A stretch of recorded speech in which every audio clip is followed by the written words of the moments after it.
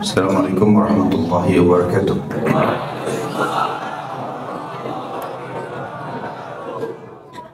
Alhamdulillah, tidak pernah berhenti kita memuji Tuhan kita Allah, Zat yang Maha Kuat, Maha Adil, Maha Bijaksana, satu-satunya pencipta, pemilik, penguasa semua yang di langit, semua yang di bumi, dan semua yang di kedalaman lautan, terjangkau atau tidak terjangkau oleh mata manusia.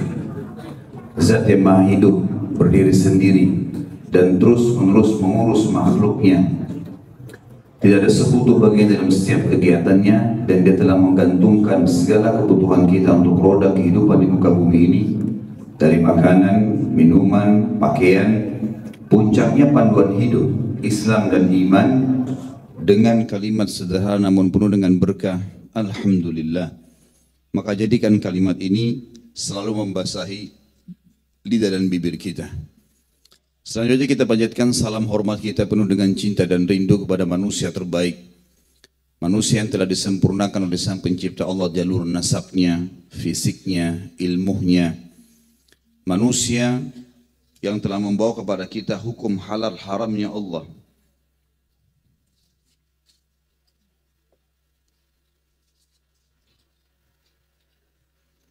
Sehingga kita punya panduan hidup.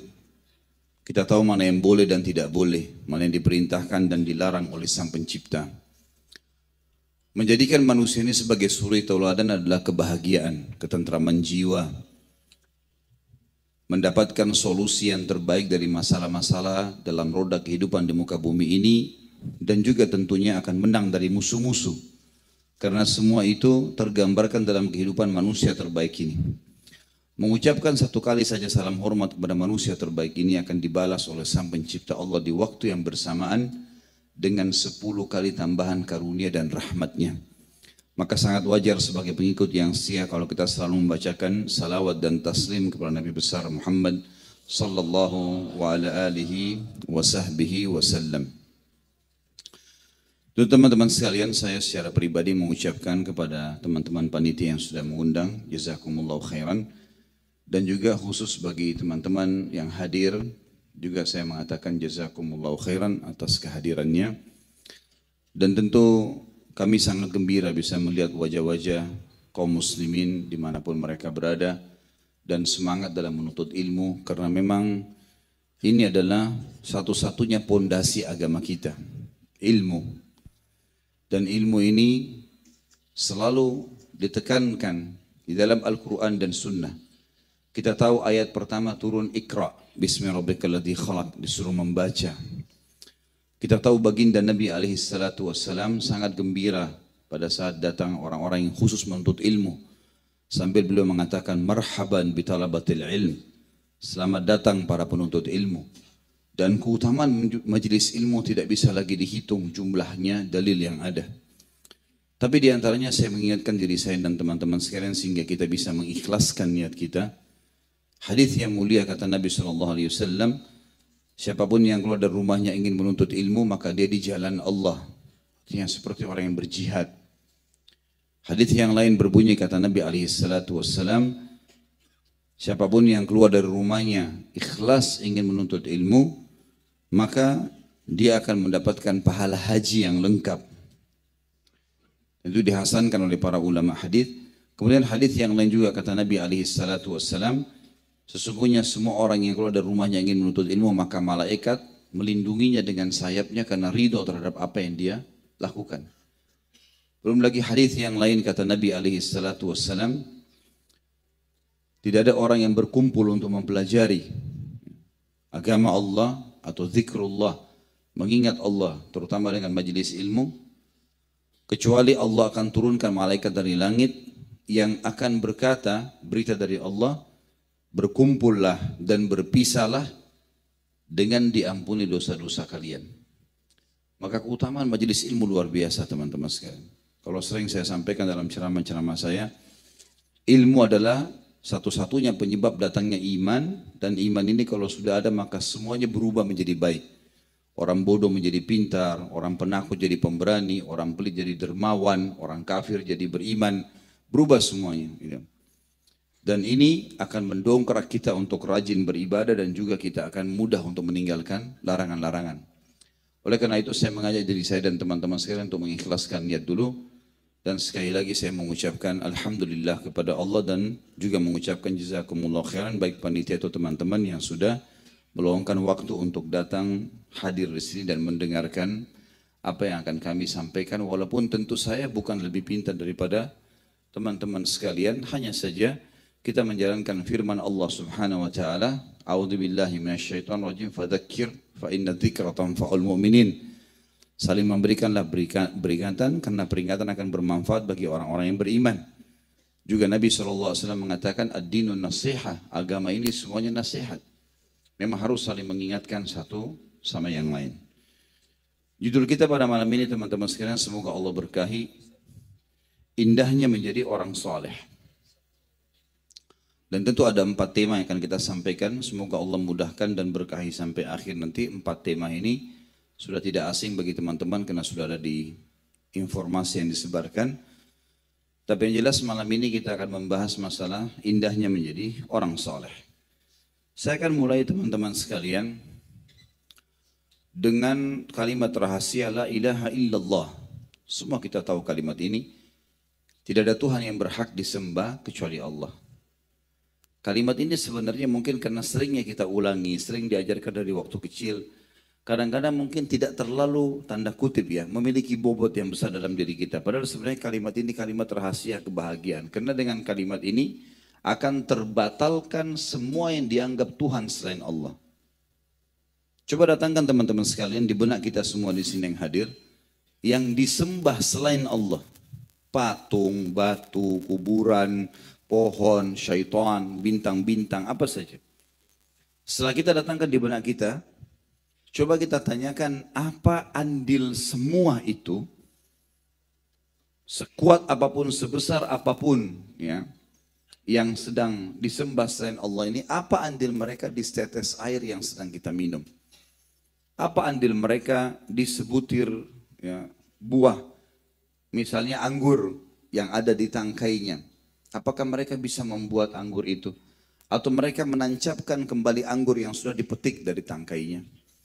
Apa andil mereka di satu helai rambut di kepala kita?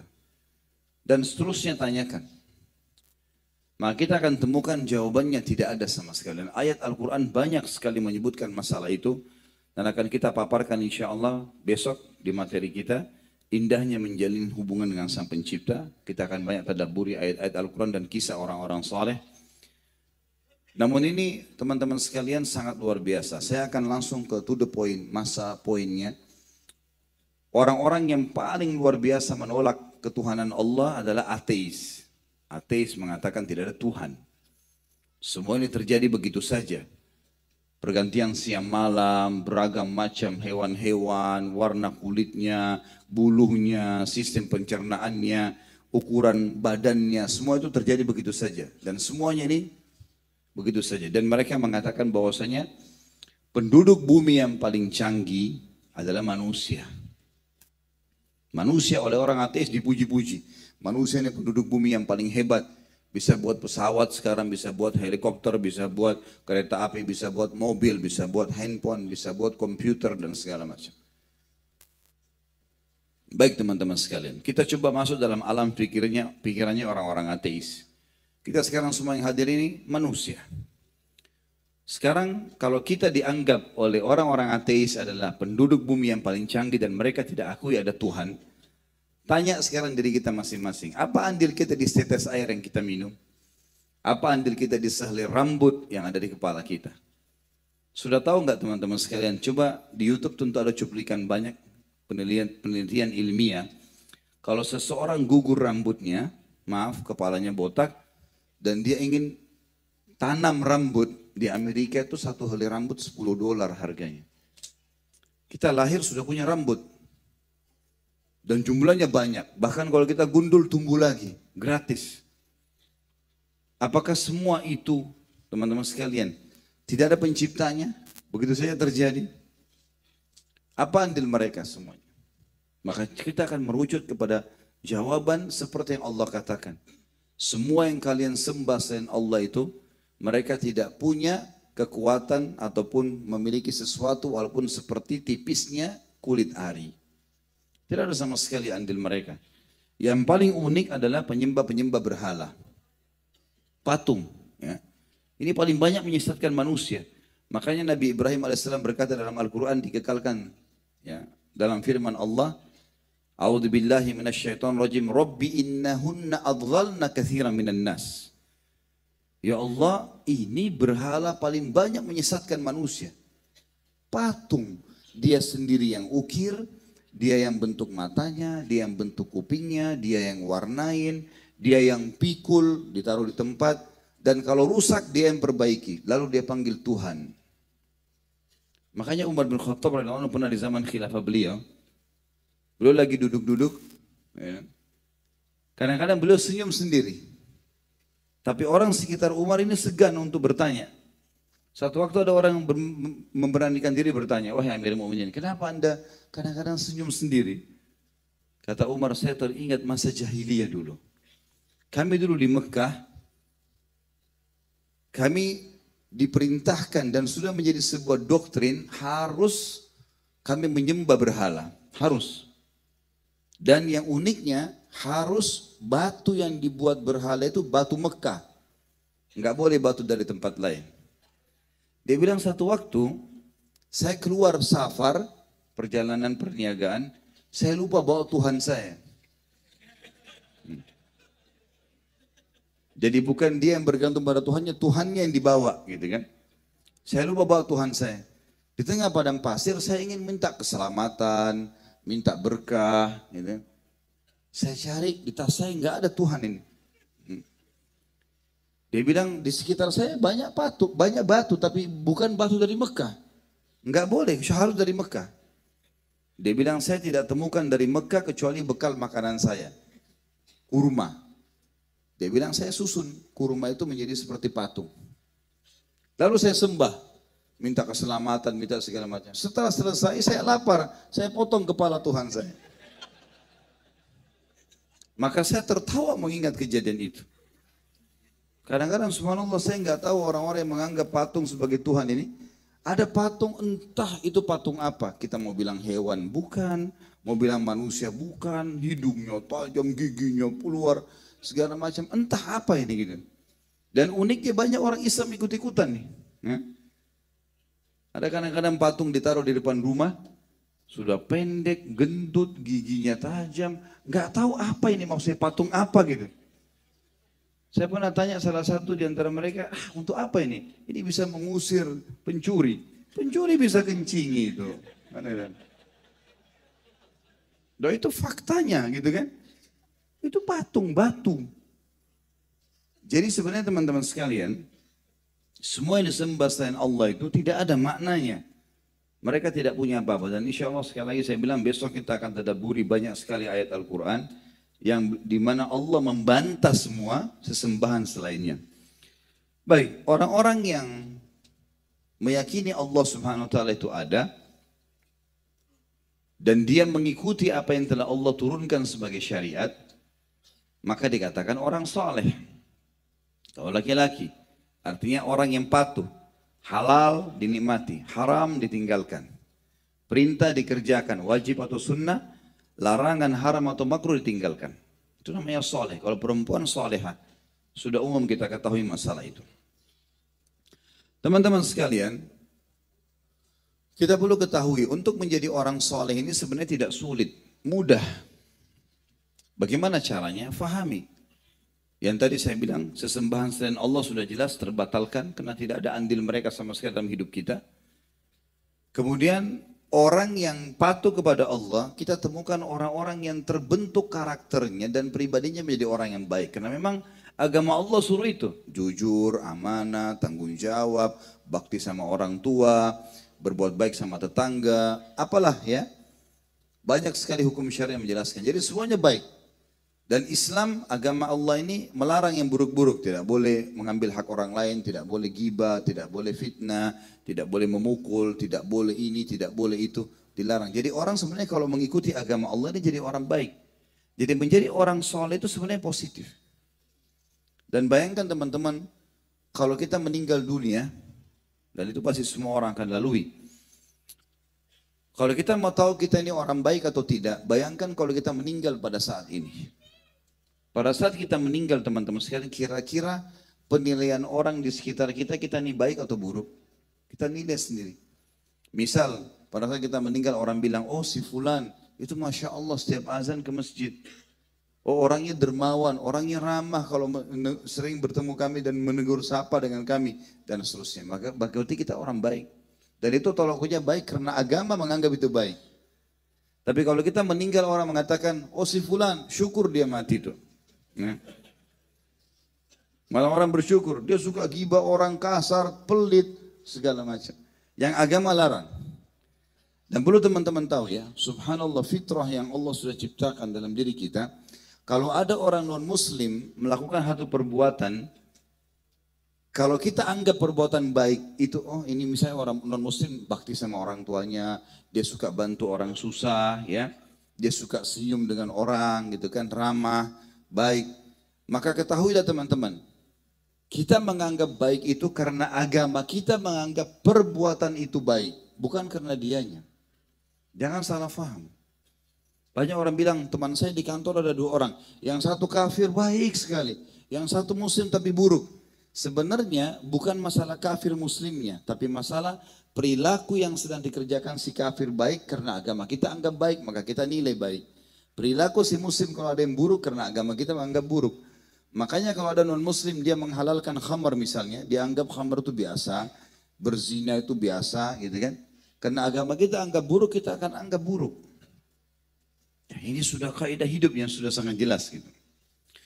Baik teman-teman sekalian, orang yang patuh kepada Allah ini, orang yang saleh, sebagaimana judul kita indahnya menjadi orang saleh.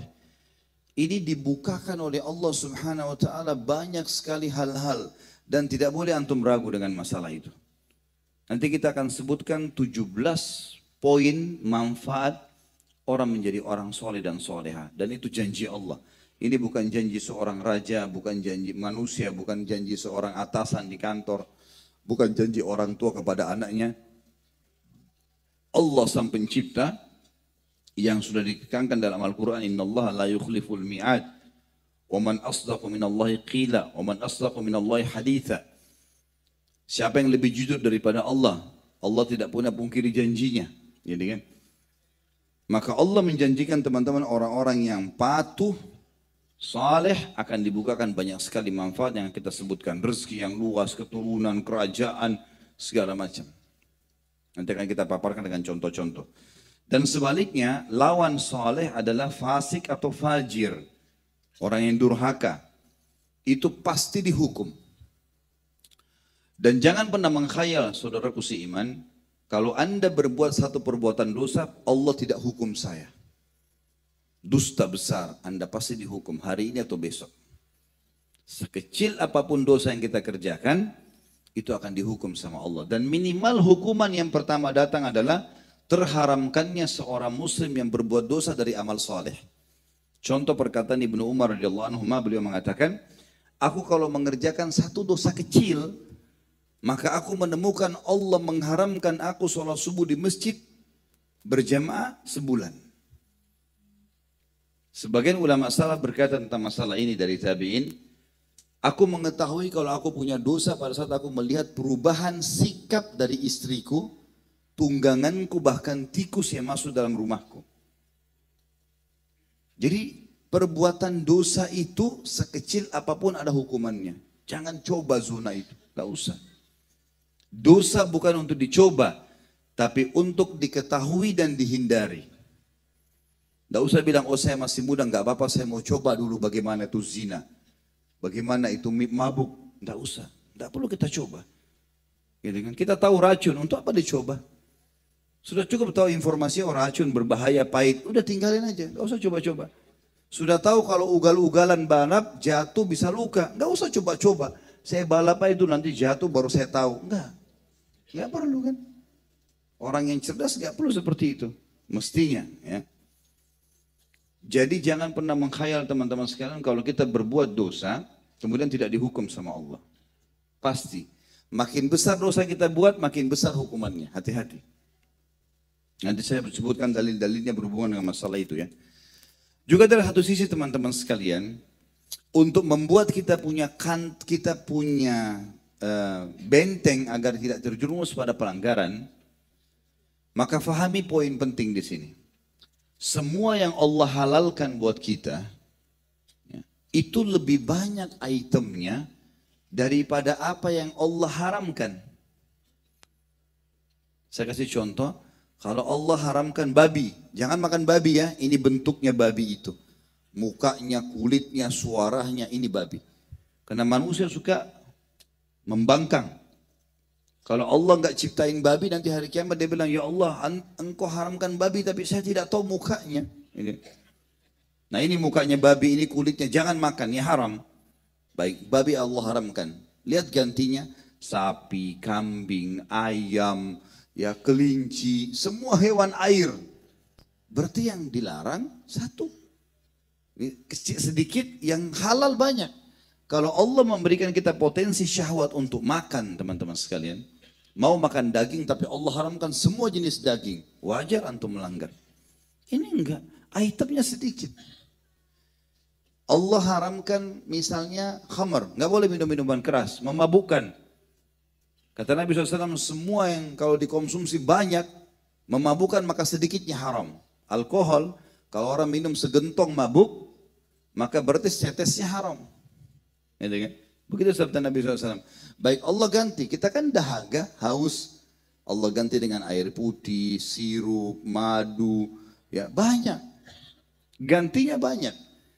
Allah haramkan zina, jangan zina ya. Pelampiasan biologis. Allah memang membuat kita punya syahwat. Allah sebutkan dalam Al-Quran.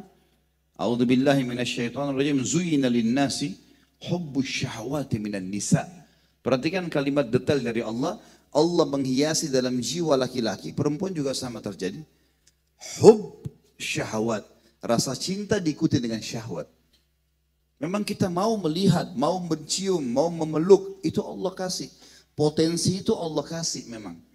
Karena dengan cara begitu kita mau berhubungan biologis, terjadilah populasi manusia. Berkembang biak.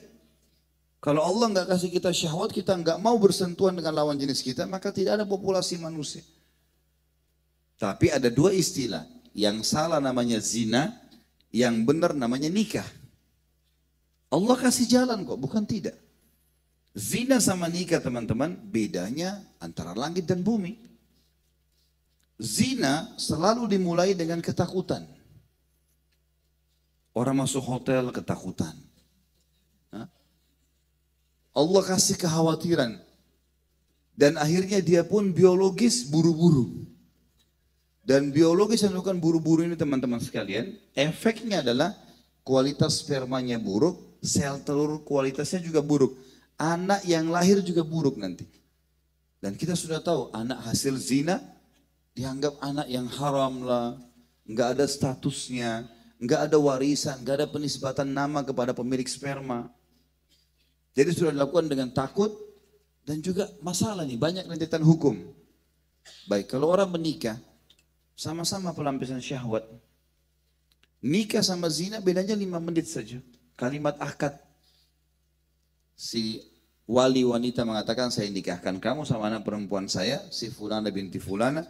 Si mempelai laki-laki mengatakan saya terima nikahnya. Kurang dari 5 menit kalimat ini. Kemudian ada 2 saksi, ada mahar, maka sudah sah pernikahan. Perhatikan, orang masuk di kamar, di rumah mertuanya pun orang semua tahu, mertuanya tahu dia akan biologis.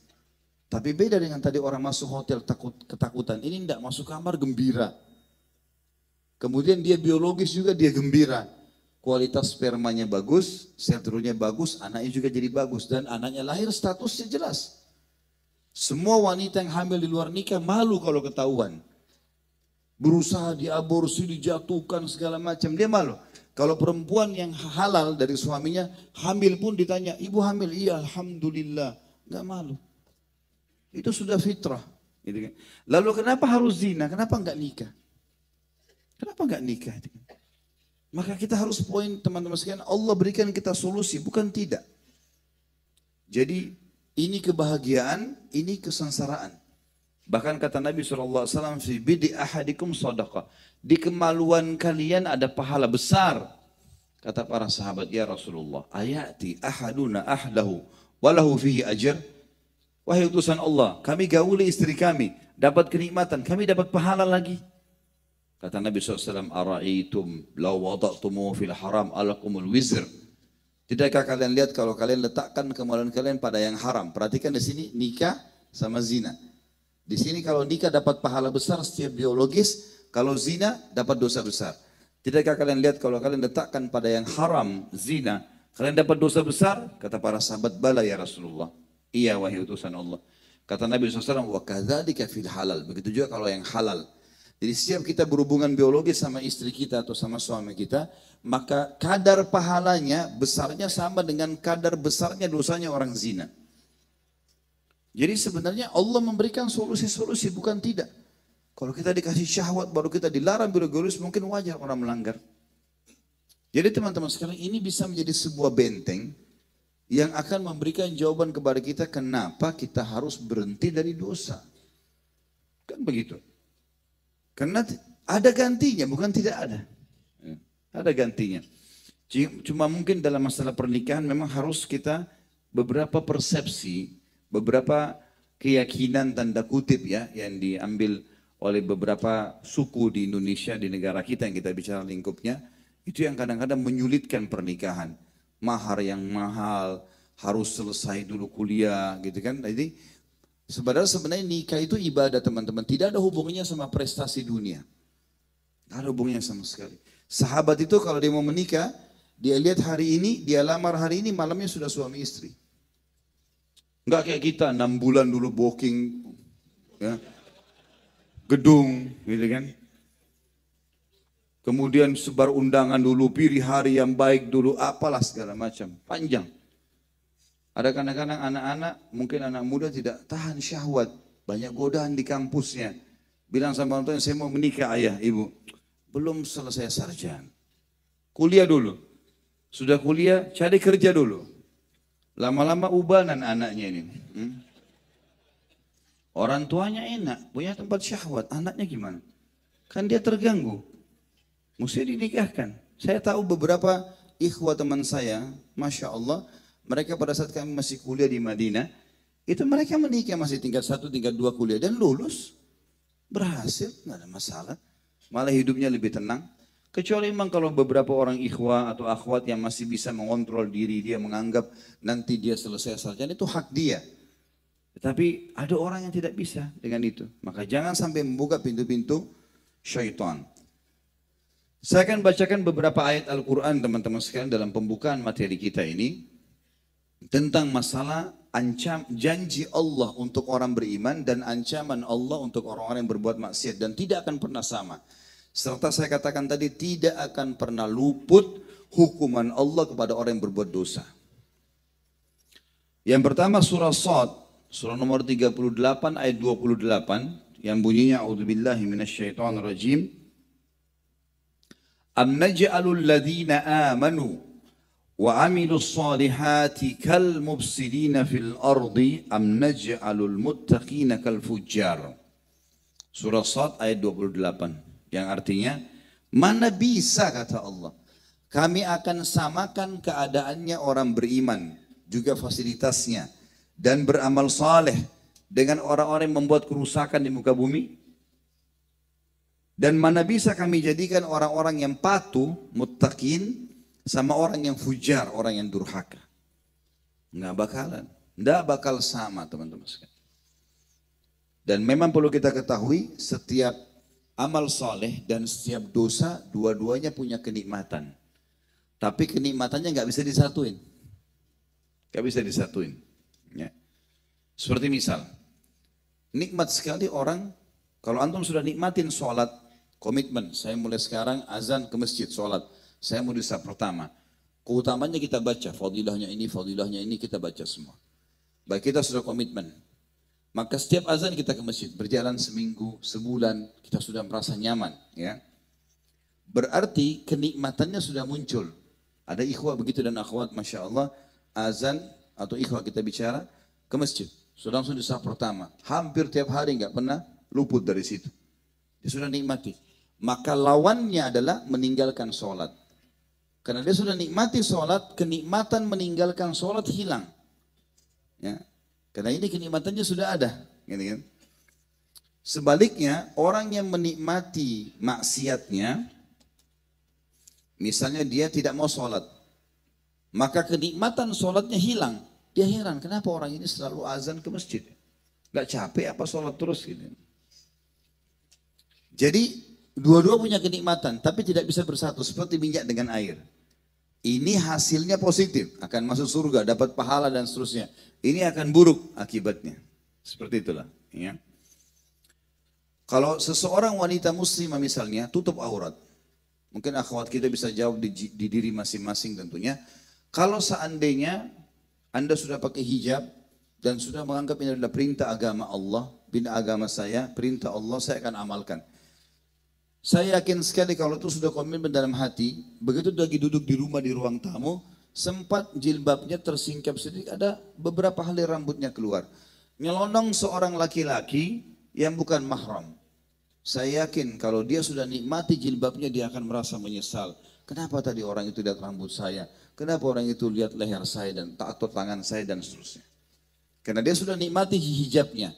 Lawannya adalah maksiatnya tidak berhijab, kan gitu. Maka hilang, dia merasa risih. Kenapa orang itu pakai celana pendek ya? Kenapa dia buka rambutnya ya? Dosa. Dia merasa karena nikmat ibadahnya sudah ada.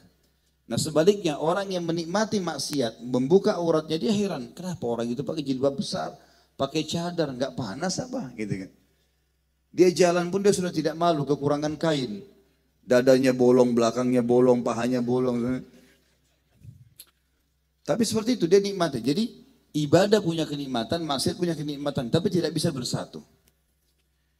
Yang saya mau titik beratkan teman-teman sekalian, banyak ikhwan dan akhwat kita, kesan performannya sudah kelihatan, sudah mulai berjenggot, sudah pakai hijab, gitu kan. Mungkin azan sudah ke masjid, tapi dia bukan di sini, bukan di sini. Dia di tengah-tengah. Jadi sholat iya, tapi bohong masih. Ya. Ibadah iya, tapi masih maksiat juga. Ini orang berada di tengah-tengah. Ini pelimplang. Kalau antum merasa, kenapa Ustaz saya selama ini sholatnya belum khusyuk ya? Kok bisa Imam Haram itu nangis, saya nggak bisa ya? Kata jawaban saya satu, antum masih punya pintu maksiat yang antum buka. Karena masih bertemu di situ, masih berimbang. Jadi kalau kayak timbangan itu, ini amal soleh, ini dosa, masih berimbang. Jadi nggak bisa, ini nggak bisa khusyuk, ini nggak bisa khusyuk. Dosa juga tuh bisa khusyuk loh, konsentrasi. Ini.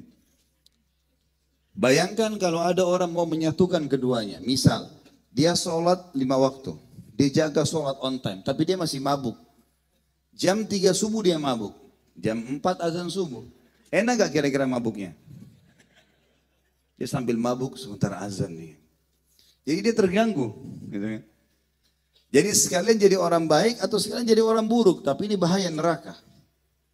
Jadi orang baik jangan setengah-setengah. Dan tidak usah malu teman-teman terjadi perubahan. Jangan di tengah-tengah. Tengah-tengah nggak enak. Nggak berimbang.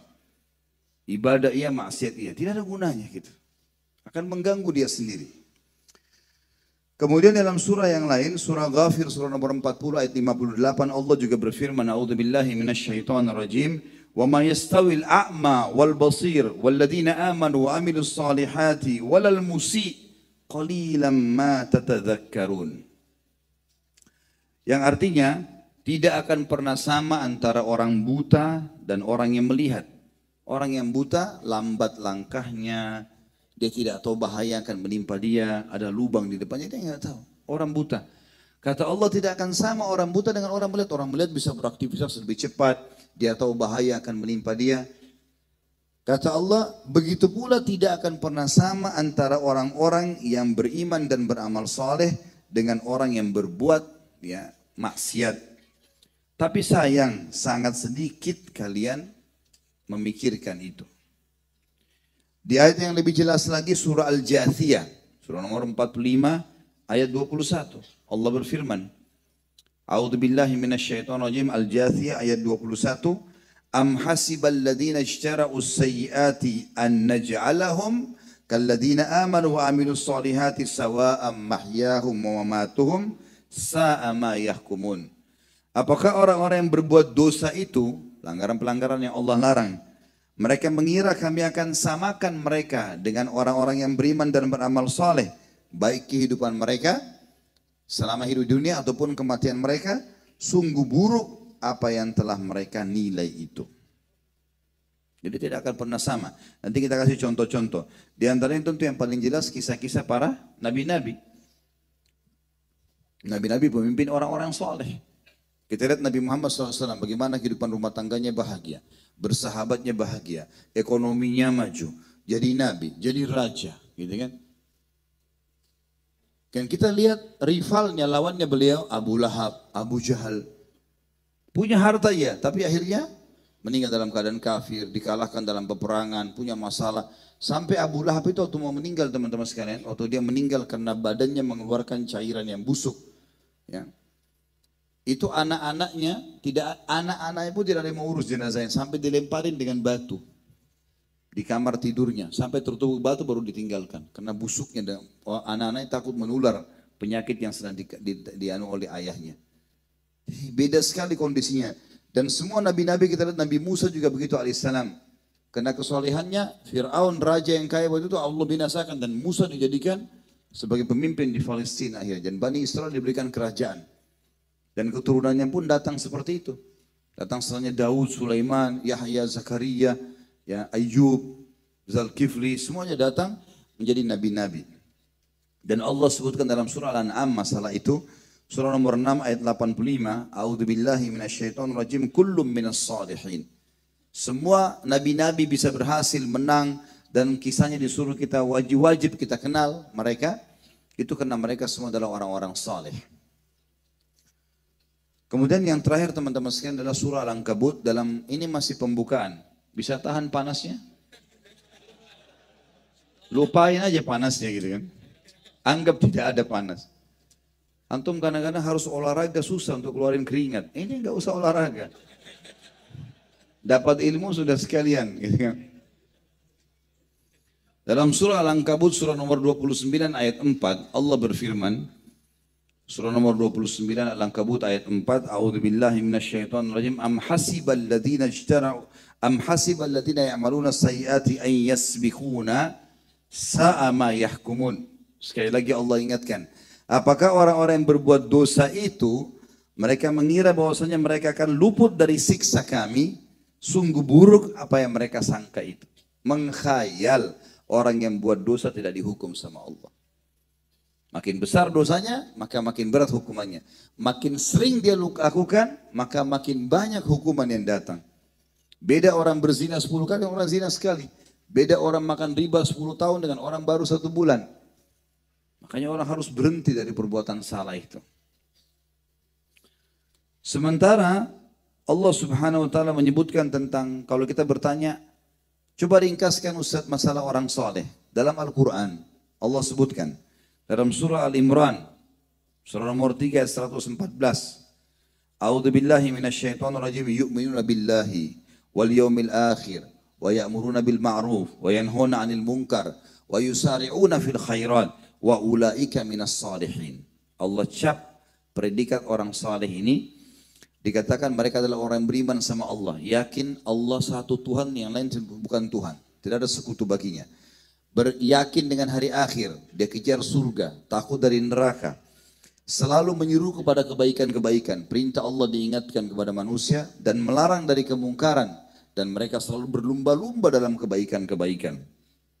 Mereka lah termasuk orang-orang saleh. Kita tahu teman-teman sekalian, penghuni surga Firdaus, kalau bagi laki-laki ada 4. Ya. Yang pertama para nabi-nabi. Dan saya sama antum sudah tertutup pintu ini. Sudah nggak bisa jadi nabi karena terakhir Nabi Muhammad alaihissalam. Yang kedua, Siddiq. Orang yang tidak pernah bohong seumur hidup. 1 kali pun tidak pernah bohong. Baru dapat julukan Siddiq. Di antara sahabat yang dapat julukan Siddiq siapa? Ada yang lain tidak antum pernah dengar? Sahabat Nabi itu. Berarti ini juga kecil kemungkinan. Yang ketiga adalah syuhada. Orang yang mati syahid. Antum harus ke medan perang, tinggalin istri, tinggalin anak, tinggalin pekerjaan. Tidak tahu tidur di mana, mungkin di hutan, mungkin dibacot sama musuh, mungkin ditawan, mungkin dipukulin segala macam. Itu pun belum tentu mati. Ya. Karena kata para ulama, orang yang masuk di kancah jihad, orang yang paling ikhlas niatnya, itu yang akan Allah karuniai mati syahid. Sampai keluar sebuah prinsip dikatakan oleh para ulama, kalau anda sudah masuk di kancah jihad, maka tidak usah mengkhayal mati. Karena yang akan mati hanya orang yang dipilih oleh Allah. Yang paling ikhlas itu yang Allah kasih. Karena syuhada banyak manfaatnya. Bisa selamatkan 70 keluarganya, berikan syafaat pada hari kiamat, tidak dimakan jasadnya oleh tanah, tidak lagi pertanyaan malaikat di kuburan, dianggap suci, tidak perlu dimandikan, darahnya untuk dibangkitkan hari kiamat keluar dan lebih wangi dari bau kasturi. Banyak sekali manfaat, masuk surga Firdaus dan seterusnya. Ini juga kayaknya masih agak sulit. Antum tinggal punya peluang yang keempat, jadi orang soleh. Modalnya nangis sama Allah. Perintah kerjakan, larangan tinggalkan. Selesai. Ini masih banyak peluang. Makanya kita bahas poin ini. Dan Allah bilang beriman kepada Allah sederhana. Yakin Allah ada, hari akhir, berbuat amal-amal untuk hari akhir, surga dan takut dari neraka, menyuruh kepada kebaikan yang sudah kita tahu dari ilmu agama, ajarkan, melarang dari kemungkaran, larang semua yang haram-haram, dan juga selalu berlumba-lumba dalam kebaikan. Ya. Kemudian juga disebutkan di dalam surah An-Nisa tentang orang-orang saleh ini, surah nomor 4 ayat 69. A'udzu billahi minasyaitonir rajim. Wa may yuti'illaha wa rasulahu fa ulaika ma'al ladzina an'ama Allahu 'alaihim minan nabiyyin was-siddiqin wasyuhada'i was-shalihin wa hasuna ulaika rafiqa. Siapapun yang mentaati Allah dan Rasulnya, semua yang Allah dan Rasulnya perintahkan dikerjakan, yang dilarang jauhi, maka mereka akan diberikan nikmat bersama dengan para nabi-nabi, para siddiq, para syuhada dan orang-orang saleh. Dan merekalah orang-orang yang telah mendapatkan kelebihan dan keutamaan. Baik teman-teman sekalian, kita sekarang masuk ke poin 17 poin manfaat menjadi orang saleh.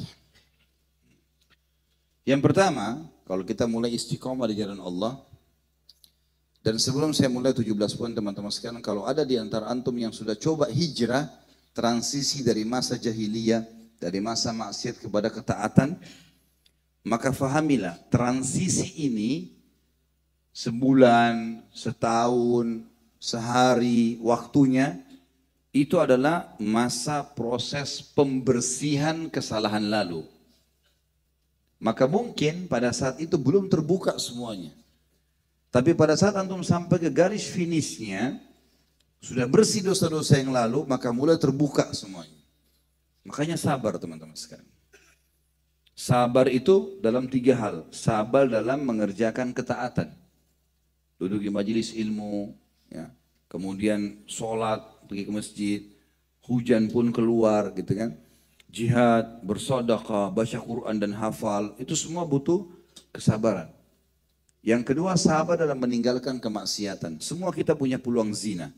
Kita semua punya peluang berbohong. Kita semua peluang bisa menzalimi orang. Tapi sabar, kontrol diri. Kalau syaitan lagi bisikin, jangan. Itu pahalanya juga besar, itu juga ibadah ya. Jadi sabar dalam ketaatan ibadah, sabar dalam meninggalkan dosa juga ibadah. Dan yang ketiga, sabar dalam cobaan harian.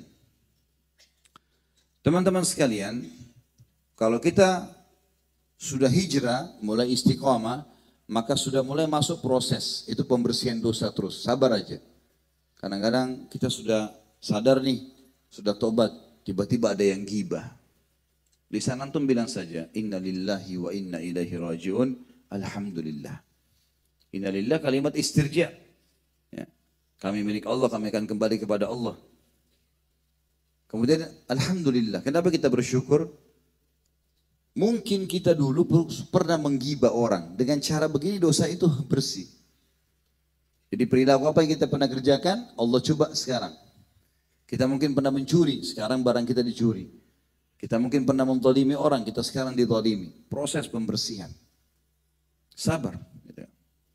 Jangan bilang saya begitu tinggalkan bank konvensional ribawi, sekarang saya susah cari kerjaan Ustaz. Itu prosesnya. Masa transisi, sabar. Berapa tahun tuh antum buat riba? Dan kata Nabi SAW, 1 dirham riba lebih berat daripada 36 kali berzina. 36 kali berzina. Si fulana 36 orang berzina baru sama dengan 1 dirham riba.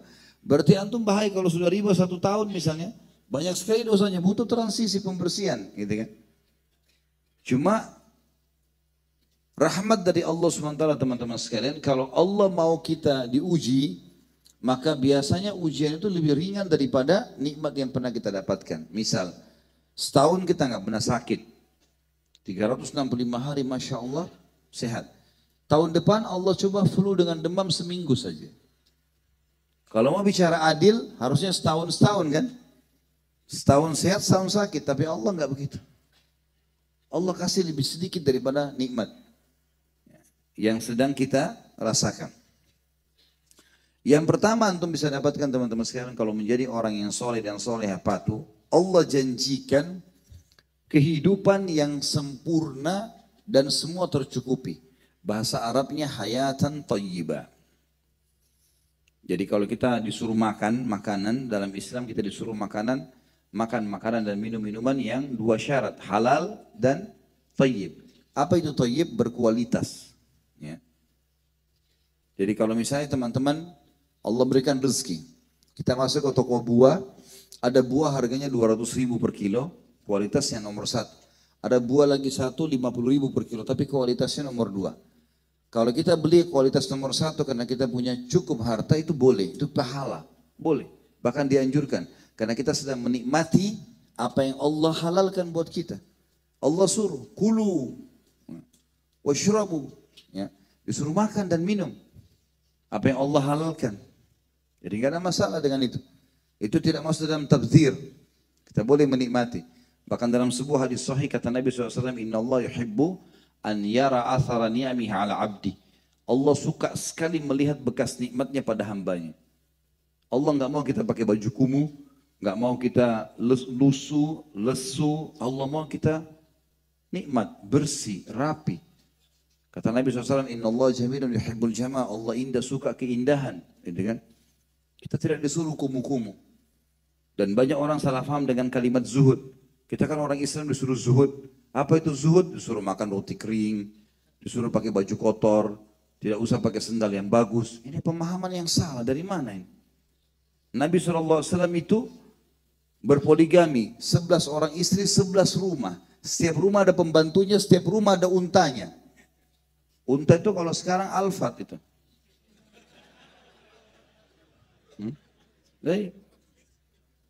Nabi SAW punya banyak pembantu. Ada pembantu khusus untuk siapin sendal sama siwak beliau. Sallallahu alaihi wasallam, Abdullah bin Mas'ud. Ada pembantu khusus untuk mengatur pelanah kudanya beliau kalau mau berperang, kalau mau safar. Namanya Khirkira. Ada orang khusus untuk belanja di pasar. Anas bin Malik.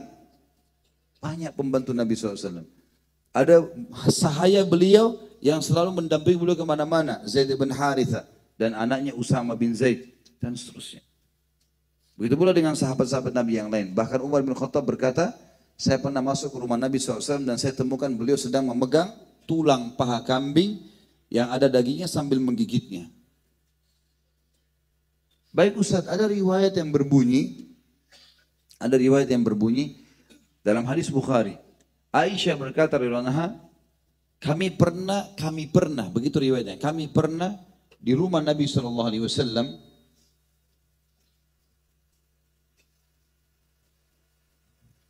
Kita tidak fokus ke pertanyaan dulu. Fokus ke tema dulu. Jam 9 menit lagi. Saya tidak buka pertanyaan ya. Tema saja dulu ya. Setuju? Alhamdulillah. Walaupun cuma segelintir manusia menjawab. Sampai mana tadi? Saya lupa. Riwayat Aisyah radhiyallahu anha. Rupanya cuaca udara panas ini bagus membuat tidak ngantuk ya. Jadi ingat gitu.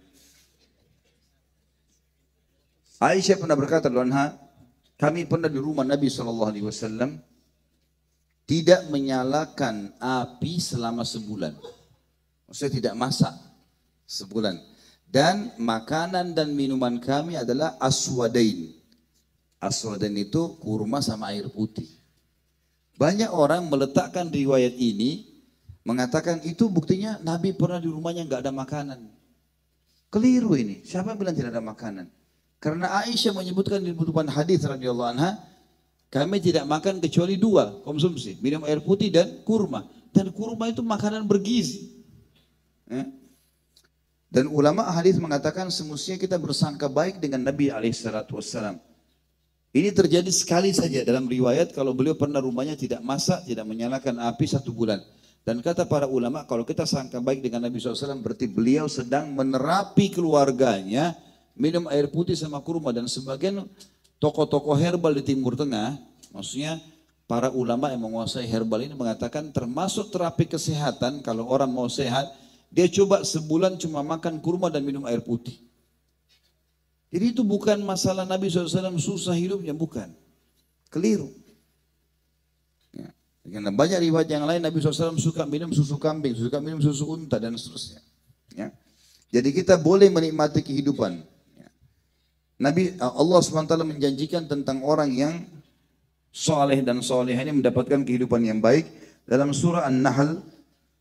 Surah nomor 16 ayat 97 yang bunyinya a'udzubillahi minasyaitonirrajim man amila salihan min dzakarin aw untha wa huwa mu'minun falanuhyiyannahu hayatan thayyibah wa lanajziyannahum ajrahum bi ahsani ma kanu ya'malun.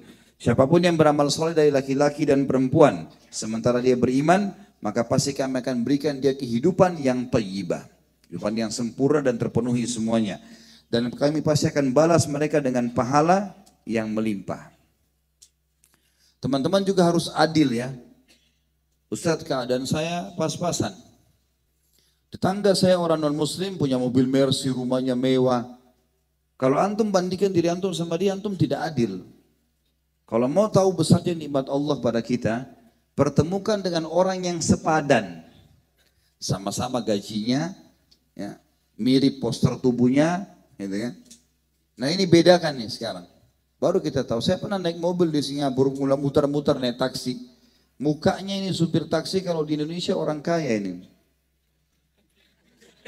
Oh iya. Kan umumnya kita tahu teman-teman turunan China sini kan mampu ya.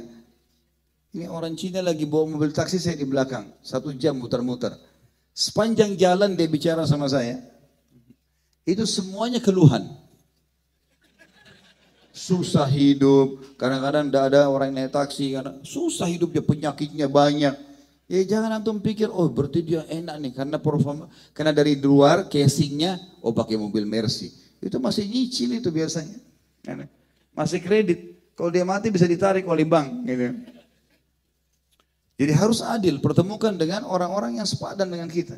Pertemukan antara orang yang kaya raya kafir dengan orang kaya raya muslim, nah baru kita bisa ketemukan itu. Dan bukan mustahil teman-teman, Allah akan bukakan antum kelebihan-kelebihan dan akan kita sebutkan dalam poin-poin selanjutnya.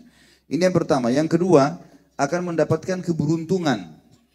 Kata ulama, keberuntungan bisa masuk dalam makna kalau lingkup sempit, keuntungan dalam perdagangan.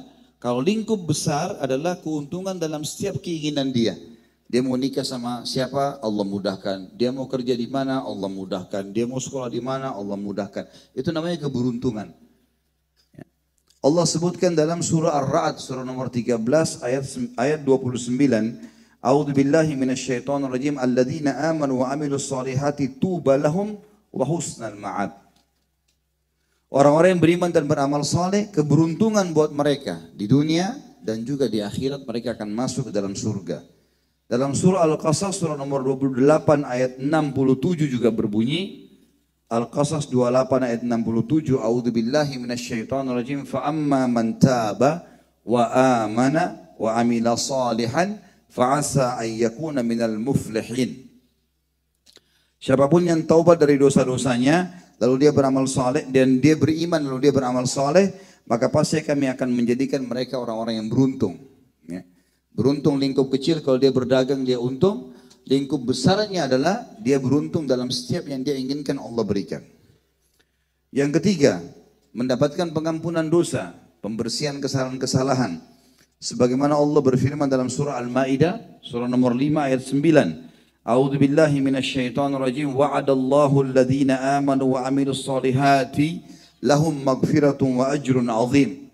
Allah menjanjikan dengan janji yang benar, siapapun yang beriman dan beramal soleh, mereka pasti dibersihkan dosa-dosanya dan akan diberikan pahala yang besar. Juga dalam surah Hud, surah nomor 11 ayat 11 Allah berfirman, A'udzu billahi minasyaitonir rajim. Ini potongan pertengahan ayat. Illal ladzina sabaru wa 'amilus solihati ulaika lahum maghfiratun wa ajrun kabir. Siapapun yang sabar dalam kehidupan dunia ini, sabar dalam melakukan ketaatan, sabar dalam meninggalkan dosa, sabar dalam cobaan harian, dan beramal saleh, maka mereka akan mendapatkan pembersihan dosa-dosa mereka yang lalu dan mereka akan mendapatkan pahala yang besar. Selanjutnya yang keempat, tadi yang ketiga pengampunan, yang keempat dia akan mendapatkan petunjuk dari Allah atau hidayah. Maksudnya petunjuk adalah setiap dia sedang hadapi masalah Allah berikan jalan keluar. Disebutkan dalam surah Yunus, surah nomor 10 ayat 9, A'udzubillahi minasyaitonirrajim. Innal ladzina amanu wa 'amilus solihati yahdihim rabbuhum biimanihim.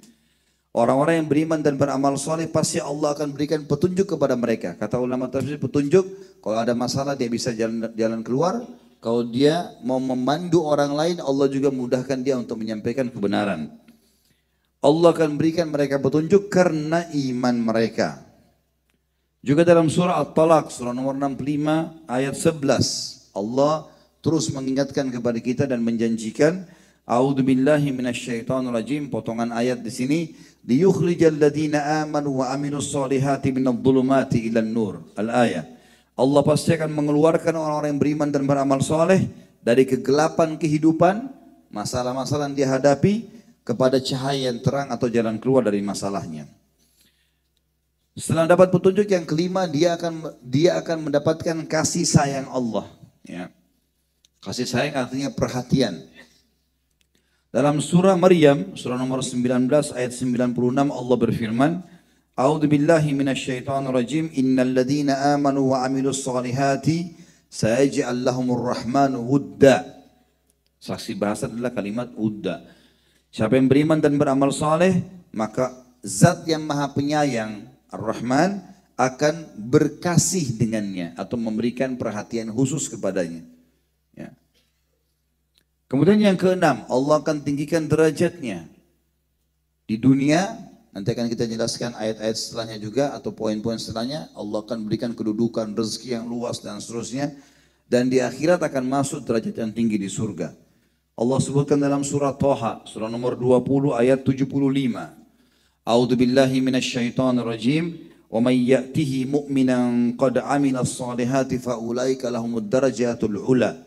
Siapapun yang bertemu dengan Allah datang pada hari kiamat dibangkitkan dalam kondisi beriman dan beramal saleh, mereka akan mendapatkan derajat-derajat yang tinggi. Yang ketujuh, dihilangkan rasa takut dan kekhawatiran selama hidupnya. Tidak akan pernah takut dimanapun dia berjalan sendirian, dia hidup di mana, dia terasingkan, tetap Allah akan jamin dia.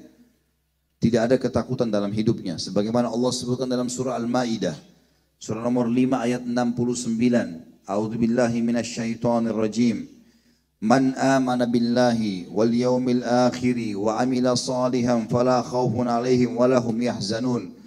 Siapapun yang mengaku beriman kepada Allah dan hari akhir dan beramal saleh, maka tidak ada ketakutan dalam hidup mereka dan tidak ada kesedihan.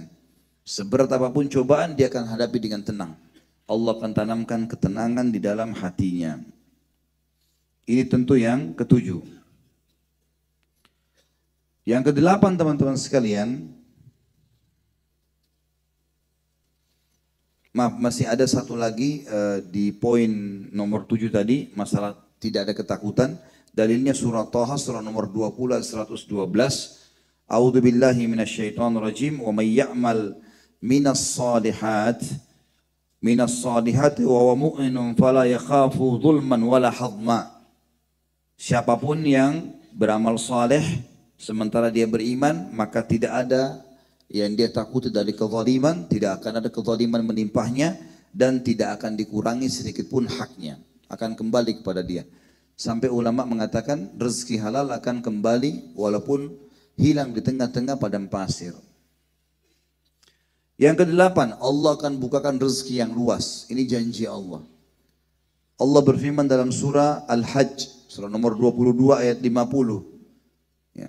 A'udzu billahi minasyaitonir rajim. Falladzina amanu wa 'amilus solihati lahum maghfiratun wa rizqun karim. Orang-orang yang beriman dan beramal saleh, mereka akan mendapatkan pembersihan dosa dan mereka akan mendapatkan rezeki yang karim. Karim itu artinya mulia, melimpah dan selalu cukup. Juga dalam surah Ar-Rum, surah nomor 30 ayat 45, Allah berfirman, A'udzu billahi minasyaitonir rajim liyajziyal ladzina amanu wa 'amilus solihati min fadlih. Kalimat fadlih jadi saksi bahasan. Allah akan membalas orang yang beriman dan beramal saleh, diberikan karunia-Nya yang luas atau rezeki. Yang kesembilan, Allah janjikan kedudukan yang tinggi di muka bumi dan puncaknya kalau dia terus dalam ketaatan dan istiqomahnya, Allah berikan dia kerajaan.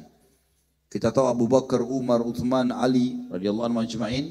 Ini sahabat-sahabat Nabi dulu adalah orang-orang Badui di padang pasir di Mekah.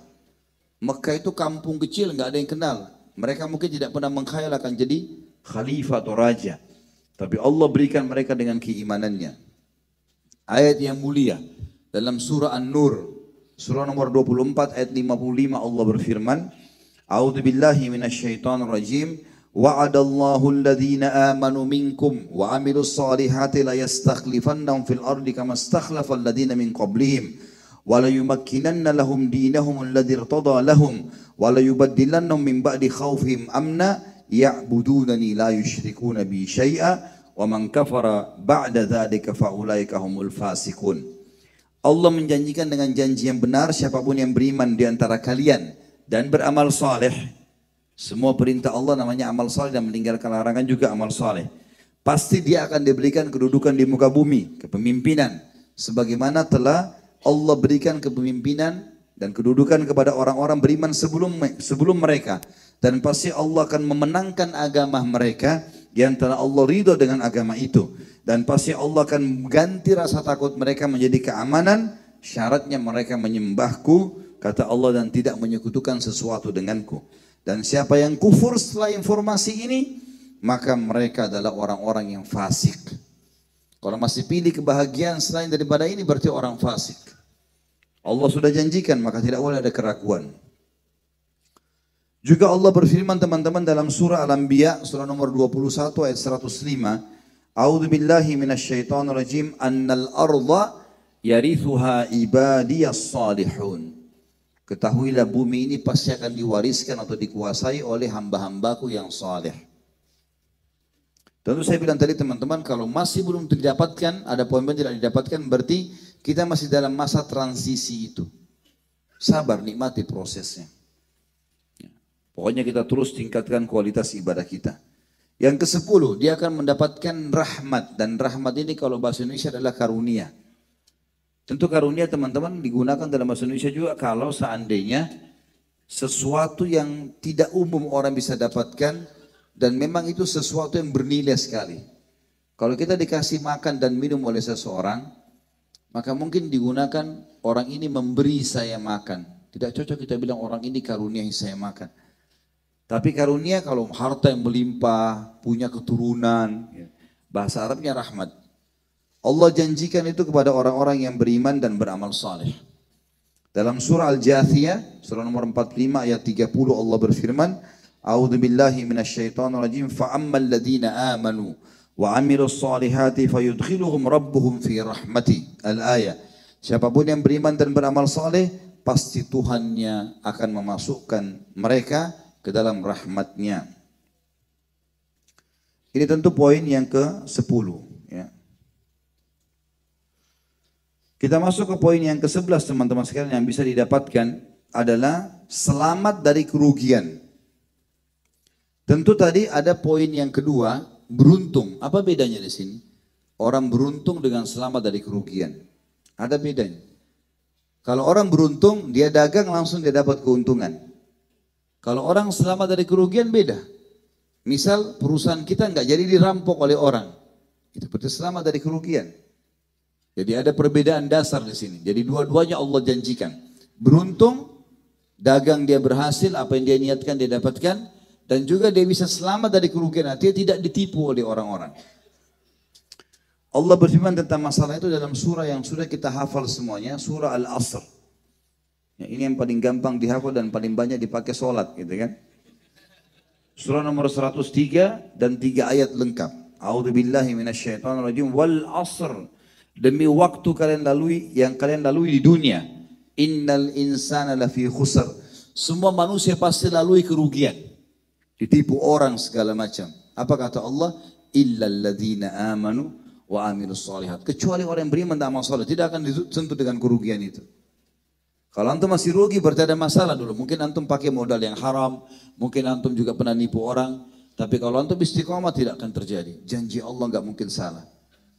Kata Allah kecuali orang beriman dan beramal saleh, wa tawasaw bil haqq, saling mewasiatkanlah, turun temurunkan ini, sampaikan kebenaran ini, wa tawasaw bis sabr, dan saling mewasiatkan agar bersabar menikmati prosesnya.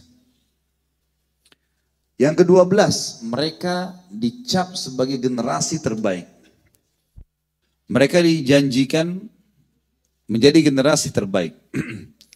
Allah maksudnya generasi terbaik ini teman-teman sekalian adalah generasi yang akan dikenang, akan dinukil kisah-kisah mereka.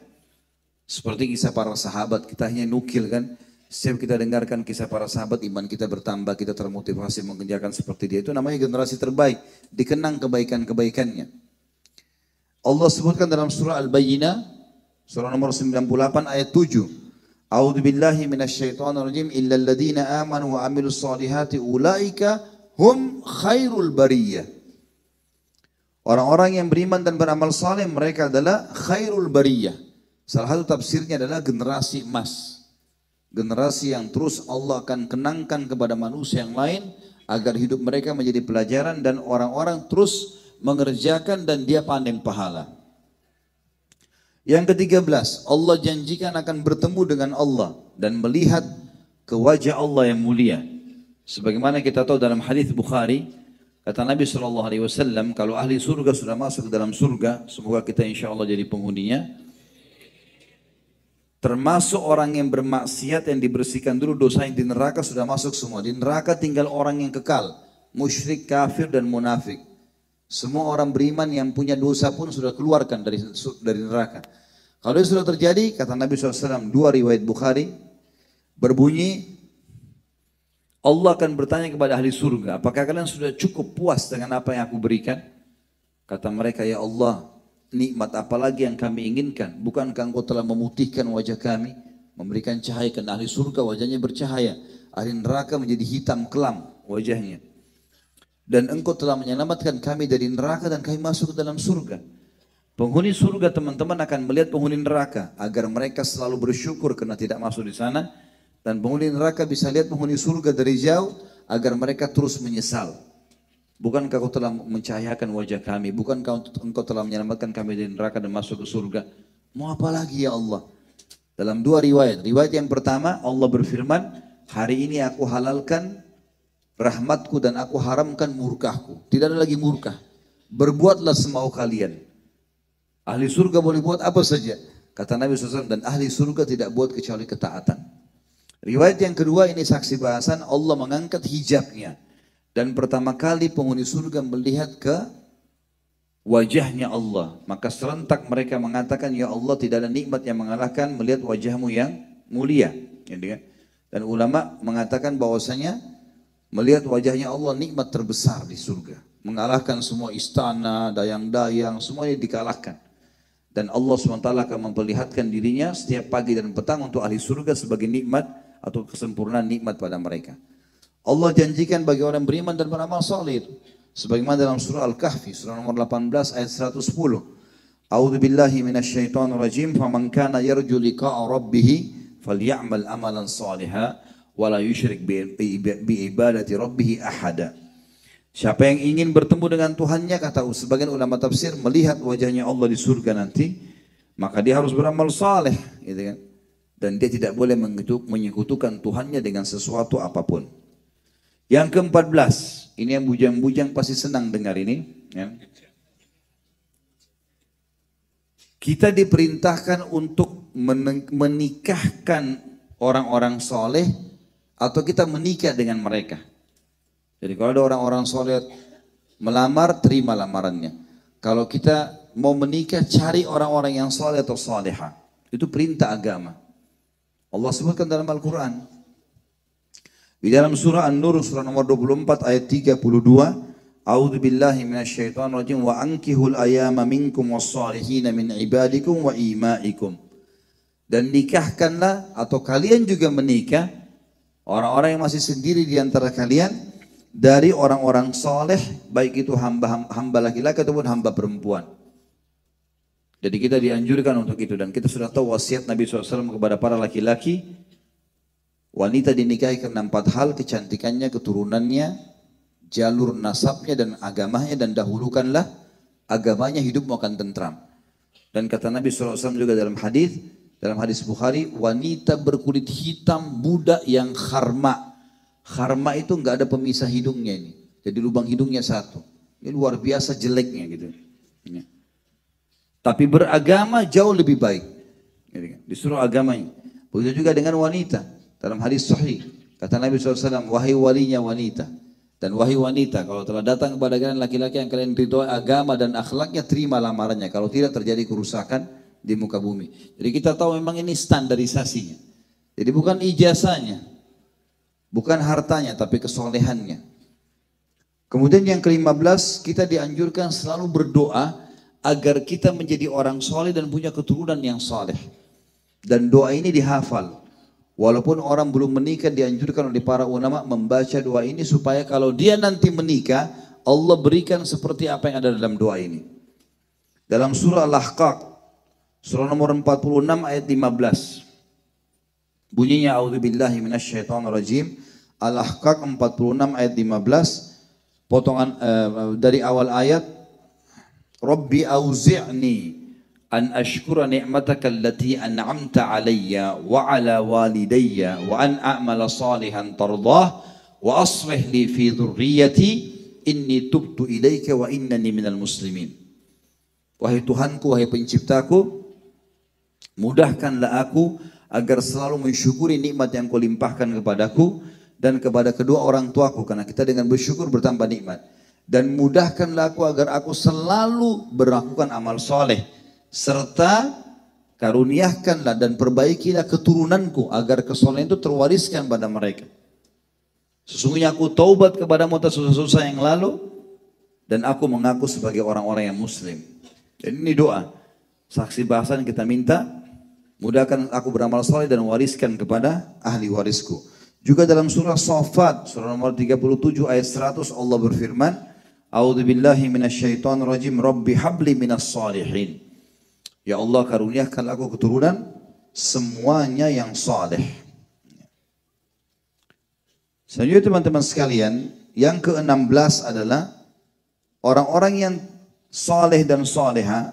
Dan ini untuk menjadi orang yang mengerjakan perintah, teman-teman, ada 2 hal yang saya ingin titik beratkan. Yang pertama, kalau mau rajin berbuat satu perbuatan ibadah, selalu cari tahu janji Allah di situ. Selalu cari tahu janji Allah di situ. Jangan pernah luput untuk itu. Jadi kalau misalnya antum mau rajin sholat malam, maka coba baca beberapa hadis tentang fadilah sholat malam, keutamaannya. Mau rajin sedekah, baca keutamaannya. Mau rajin haji, umrah, bakti sama orang tua, baca keutamaan. Itu akan memotivasi kita untuk mengerjakan. Kalau mau meninggalkan dosa, misalnya ada orang yang bertanya, Ustaz, saya masih riba, saya masih berzina, bagaimana cara meninggalkannya? Maka saya mengatakan, baca ancaman Allah. Baca 5-6 hadis tentang orang riba diapain, orang zina diapain, kita akan tinggalkan. Maka ini penting sekali dilakukan kalau orang itu mau mendapatkan pahala yang besar dan istiqomah dalam masalah agama ini. Yang kedua, teman-teman sekalian, Ibadah itu harus dipaksa. Harus antum paksakan diri sholat malam. Harus paksakan diri baca Quran. Harus paksakan diri tutup aurat. Harus paksakan diri jujur. Gak bisa enggak. Karena kalau kita tidak paksakan diri, mulai malam ini tidak dipaksakan diri sholat malam, pastikan sampai kita meninggal tidak akan sholat malam. Karena syaitan tidak mau kita sholat malam. Buku amal kita harus kosong. Maka harus dipaksa. Al-Quran yang antum beli, ditaruh di rak di rumah, kalau tidak dipaksakan diri berdiri, ambil, jadwalkan, baca selembar sehari, sampai kita meninggal, sampai punya cucu pun Al-Quran tetap di situ. Dan cucu kita hanya mengatakan, oh itu Quran kakek saya dulu. Itu Quran nenek saya. Nggak ada gunanya. Syaitan termasuk menanamkan angan-angan kosong.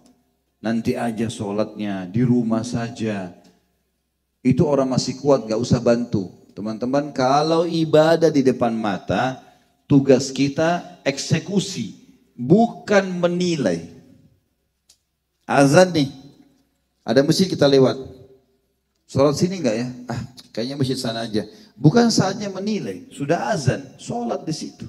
Kecuali ada hal-hal yang tidak benar di situ, ya. Masjid dirar, masjid yang dibangun banyak kemusyrikan, mungkin kita cari masjid yang lebih baik, mungkin. Tapi kalau tidak ada, bukan saatnya untuk menilai. Ada orang miskin lewat, ini orang benar enggak ya? Itu anaknya betul atau pinjaman? Bukan saatnya menilai. Orang lagi minta kita kasih, dan innamal a'malu binniyat. Allah akan balas dengan kadar niat. Misal di majelis kita ini ada orang bawa proposal, ini saya mau bangun masjid 100 juta misalnya, baik kita semua nyumbang nih, terkumpul 100 juta. Sebulan kemudian kita tahu orang itu bohong, ternyata uang itu dibawa lari, kita rugi? Enggak sama sekali. Innamal a'malu binniyat. Allah akan balas dengan kadar niat kita. Walaupun dia belum bangun masjid, kita dapat pahala istana di surga. Jadi nggak ada ruginya, nggak usah nilai orang. Tugas kita eksekusi pada saat itu. Kalau kita biasakan diri membuat ibadah teman-teman, ini penting sekali. Artinya kita memaksakan diri untuk menjadi orang soleh atau soleha. Nanti kalau kita punya uzur satu waktu, sakit, stroke, gila, musafir, ya, semua ibadah yang antum kerjakan pada saat lagi sehat dan mukim, tetap pahalanya jalan. Sebagaimana disebutkan dalam sebuah hadis yang sahih. Kata Nabi SAW dalam hadis Bukhari Muslim, siapapun yang terbiasa mengerjakan ibadah pada saat dia lagi sehat, lagi tenang, maka Allah tetap akan menggulirkan pahalanya pada saat dia punya uzur. Riwayat Bukhari yang lain, siapa yang sudah niat untuk membaca hizib Al-Quran, misalnya dia niat sholat malam ini baca surah Al-Baqarah, misal. Ternyata baru 2 rakaat dia sholat, sudah azan subuh. Dia nggak bisa selesaikan. Pahalanya tetap dikasih lengkap surah Al-Baqarah yang sudah dia niatkan. Ini kalau kita biasa kerjakan, kita biasa puasa Senin Kamis misalnya.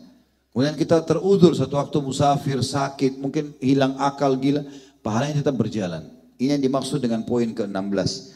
Banyak sekali ayat Al-Quran yang berbunyi dengan masalah itu, tapi saya ringkaskan. Di antaranya ayat yang paling nyata ada satu ayat disebutkan dalam 3 surah sekaligus. Ini poin ke-16 dan tinggal 1 poin saja. Surah Fussilat, surah nomor 41 ayat 8. Yang kedua surah Al-Insyiqaq, surah nomor 84 ayat 25. Dan yang ketiga surah At-Tin, surah nomor 95 ayat 6. Ayatnya pendek sekali. A'udzu billahi minasyaitonir rajim. Innal ladzina amanu wa 'amilus shalihati lahum ajrun ghairu mamnun. Garis bawahi kalimat ghairu mamnun. Kata Allah, semua orang yang beriman dan beramal saleh, maka pahala mereka tidak akan terputus-putus. Kayak tadi contoh-contohnya gitu. Dia akan dapatkan pahala pada saat dia punya udzur karena dia sudah mengerjakannya. Subhanallah, saya pernah punya pengalaman di Makassar. Ayah saya, semoga Allah jaga beliau. Seringkali kalau saya datang ke Makassar, diajak kunjungin teman-teman beliau yang sepadan dengan beliau gitu. Salah satu temannya diketeter teman-teman sekalian, di atas ranjang nggak bisa bergerak, kencing pun melalui selang di kantong, sudah meninggal, Allah yarham. Saya mungkin 2-3 kali datang ke situ. Satu waktu saya datang ke tempatnya beliau sama ayah saya. Saya dengar saja, orang tua kalau ngobrol saya dengar, pengalaman yang bisa saya ambil gitu ya. Saya tidak memotong kata-kata. Sempat waktu itu azan. Saya bilang sama ayah saya, mau ke masjid sebentar. Terus tiba-tiba temannya bilang, nak, dulu waktu saya seumur dengan kamu, nggak pernah saya tinggalin masjid. Tapi qadarullah sekarang, Allah takdirkan, saya sakit begini. Saya tidak bisa lagi ke masjid. Kencing saya nggak bisa dikontrol. Maka kalau saya masih kuat, saya akan ke masjid. Saya subhanallah tiba-tiba bilang sama diri saya, kalau beliau faham bahwasanya dulu waktu masih muda suka kerjakan dan sekarang sudah punya udzur, pahalanya tetap jalan itu. Karena sudah disampaikan dalam banyak dalil-dalil. Ya. Juga yang terakhir dalil dalam poin 16 adalah surah Al-Kahfi surah nomor 18 ayat 30. A'udzubillahi minasyaitonirrajim. Innal ladzina amanu wa 'amilus solihati inna la nudhi'u ajra man ahsana amala. Sesungguhnya orang yang beriman dan beramal soleh kami tidak akan mungkin menyia-nyiakan pahala mereka dan kami akan berikan balasan yang sempurna. Kata ulama tafsir adalah Allah tetap jalankan pahalanya walaupun dia tidak lagi mengerjakannya karena punya udzur. Yang terakhir teman-teman sekalian, poin ke-17, manfaatnya adalah puncaknya masuk ke dalam surga. Dan tidak ada orang yang tidak merindukan surga. Sedikit saya kasih gambaran. Surga teman-teman ini bukan sebuah komplek perumahan di dunia yang sedang dijanjikan oleh kantor misalnya. Ya, mungkin kalau di Jakarta di daerah Menteng tempat mewah-mewah gitu kan. Bukan. Bukan sebuah rumah yang termahal di lokasi misalnya di Paris, di Perancis ada rumah-rumah yang mahal, mengkhayalan untuk orang beli, gitu kan? Bukan itu teman-teman. Istana di surga. Apa kata Nabi SAW? Istana orang mukmin di surga yang paling sederhana, jarak dari awal tanah istananya ke ujung tanahnya 40 tahun. Jadi bagaimana kalau antum punya di Batam ini 1000 kali 1000 meter? Atau 1 hektar kali 1 hektar, kaya nggak kira-kira? Berarti antum lebih kaya dari itu, Masya Allah ya. Baiklah, intinya teman-teman sekalian, kita punya tanah, punya istana paling sederhana di surga 40 tahun jaraknya dari awal tanah ke ujung tanah. Dan disebutkan dalam sebuah riwayat sahih, dan ini ada dibedah dengan riwayat-riwayatnya, saya sebutkan riwayat Munziri, ya. Disebutkan juga oleh Tabarani, banyak riwayat-riwayat dalam kajian kita di YouTube judulnya Rasulullah SAW bercerita tentang surga dan neraka, bedah buku. Ada riwayat yang berbunyi kata Nabi SAW, sungguh penghuni surga yang paling rendah derajatnya di surga memiliki 10.000 pelayan. 10.000 pelayan. Kita kalau punya 10 saja pembantu atau pelayan sudah luar biasa. 10.000 pelayan. Sampai salah seorang di antara mereka masuk ke dalam surga menemui seseorang di depan pintu surganya. Wajahnya tampan, bercahaya, bajunya bersih sampai dia kira malaikat. Dia mengatakan, siapa kamu ini? Maka orang itu berkata, saya salah satu dari pelayanmu. Orang yang terendah di surga. Baik, kemudian selanjutnya teman-teman sekalian, orang yang terendah di surga juga memiliki minimal 10 kali lipat yang dimiliki oleh raja terkaya dunia. Sebagaimana sabda Nabi SAW, orang yang terendah di surga adalah memiliki 10 kali lipat yang dimiliki oleh raja terkaya dunia. Kalau raja terkaya dunia adalah Sulaiman alaihissalam. Enggak ada yang kalah Nabi Sulaiman, gitu kan. Raja yang paling kaya, 10 kali lipat dari kerajaan Sulaiman alaihissalam. Orang yang paling rendah di surga, gitu kan. Belum lagi, maaf saya bahasakan, kalau ada teman-teman yang merasa dirinya jelek, yang merasa dirinya kurang, itu cuma di dunia, casing dunia. Di akhirat sudah berbeda. Kata Nabi SAW, semua ahli surga tingginya seperti Adam. 60 siku ke langit, 27,5 meter. Jadi orang-orang yang pendek gak usah khawatir nih. Ya. Karena cuma dunia, semuanya jadi tinggi sama. Wajahnya seperti Yusuf. Gak ada lagi orang jelek. Allah akan berikan ketampanan. Nabi Yusuf waktu lewat di depan perempuan Mesir sampai saking gagahnya sampai mereka potong tangan gak sadar. Kalau kita lewat bukan dia potong tangan gitu ya. Malah dia heran kenapa ada manusia begini. Tapi di akhirat dikasih wajahnya seperti Yusuf dan hatinya seperti Ayub. Ayub alaihissalam terkenal dengan sabarnya, santunnya, tidak pernah berkeluh kesah. Itu penghuni surga. Dan yang luar biasa kenikmatan abadi, khalidina fiha. Nggak ada lagi kematian, nggak ada segala-galanya. Itu tinggal tunggu proses mati, kita akan ke sana teman-teman. Yang penting beramal saleh.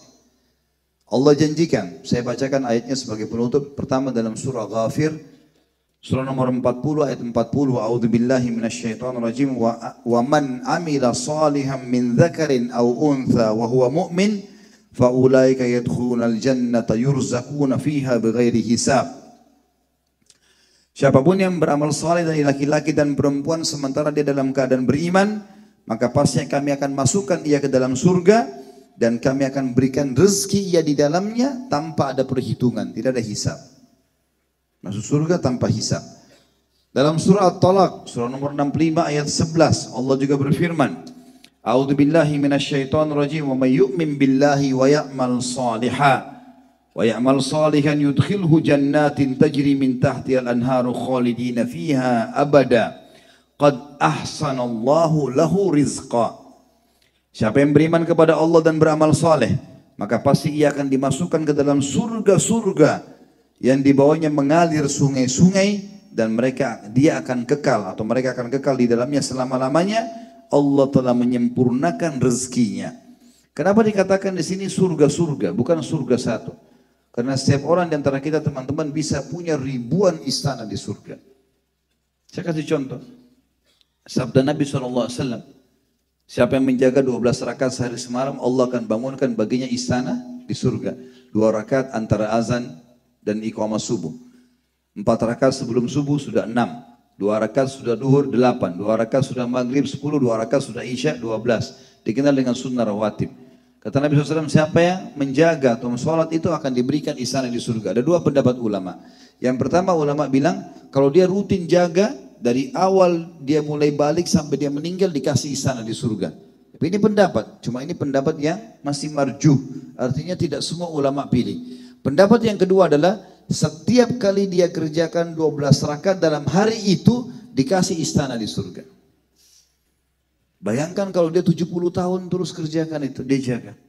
Berapa banyak dia dapat istana di surga? 1 tahun 365 hari. Berarti dalam 1 tahun dia bisa dapat 365 istana. Kali 70. Berapa ribu istananya? Hadis Nabi SAW yang lain. Siapa yang membangun masjid di rumah Allah, masjid di muka bumi, Allah akan bangunkan baginya istana di surga. Ada satu sahabat mengatakan, ya Rasulullah, tidak semua orang mampu bangun masjid.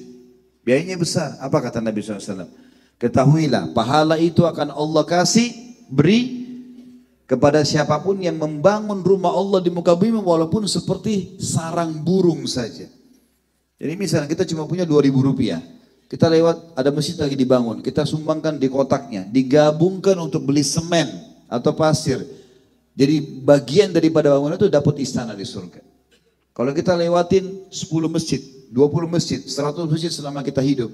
Berarti kita punya 100 istana. Kan seperti itu. Ada hadis yang mulia tentang masalah sholat berjamaah di masjid. Ini bagi yang masih malas sholat di masjid, teman-teman perhatikan baik-baik.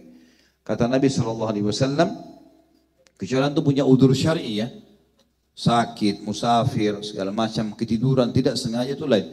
Tidak ada udzur pergi.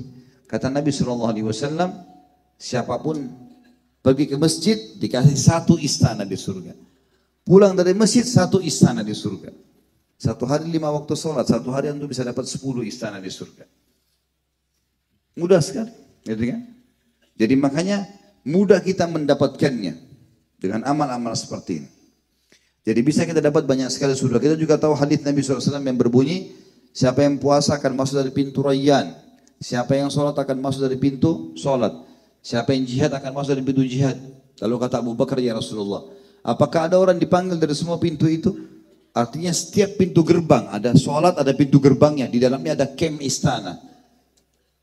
Maka kata Abu Bakar, ya Rasulullah, ada enggak orang di gerbang sholat ada istananya, di gerbang puasa ada istananya, jihad ada istananya? Kata Nabi SAW, ada. Dan kau salah satunya, hai Abu Bakar. Karena semua dikerjakan sama dia. Berarti orang bisa punya ribuan istana ini. Luar biasa banyaknya. Dan ini bisa kita dapatkan teman-teman sekalian. Yang penting penyakit al-malas dihilangkan. Ya. Surah Al-Baqarah selanjutnya surah nomor 2 ayat 25. A'udzu billahi minasyaitonir rajim. Wa basyiril ladzina amanu wa 'amilus solihati anna lahum jannatin tajri min tahtihal anhar. Kullama ruziqu minha min thamaratin rizqan qalu hadzal ladzi ruziqna min qabl wa utubihi mutasyabiha wa lahum fiha azwajun mutahhara wa hum fiha khalidun. Sampaikan berita gembira hai Muhammad kepada orang-orang yang beriman dan beramal saleh, bahwasanya mereka akan memiliki jannat, istana-istana, surga ya, yang banyak, yang di bawahnya mengalir sungai-sungai. Setiap kali mereka diberikan rezeki dari buah-buahan, maka mereka berkata, ini yang sudah kami nikmati kemarin atau sebelumnya. Dan mereka diberikan beragam macam warna dan rasa, dan mereka memiliki pasangan-pasangan yang suci, serta mereka akan kekal di dalamnya. Jadi saksi bahasan, sampaikan berita gembira kepada orang beriman dan beramal saleh.